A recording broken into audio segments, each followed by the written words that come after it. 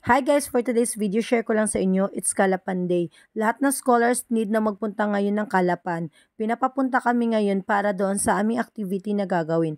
Pagdating nga namin guys doon sa may simbahan, napakadaming tao. Kaya nag-decide na lang kami magpunta muna ng Jollibee at kakain since nagutom talaga kami ng bongga. Nagpunta muna kami ng Robinson, mag-ikot muna kami dito, susulitin na namin yung pagpunta namin dito. At syempre, minsan lang naman makagala ng Kalapan kaya umikot-ikot na talaga kami dito.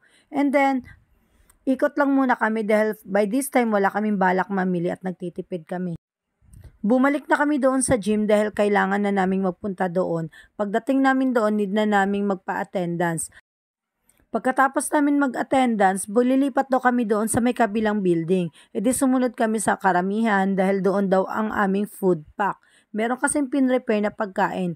Pagdating doon, akala namin magpila lang kami para makuha namin ang aming food. Yun pala ay bibigyan kami ng allowance. Wow! Sulit naman ang aming lakad today. Happy naman kami, at least meron na kaming pambaon. At pauwi na kami. Shoutout nga pala sa aking mga kasama, kay Rachel May, kay Kenneth Lee at kay Joseph. Salamat sa inyo.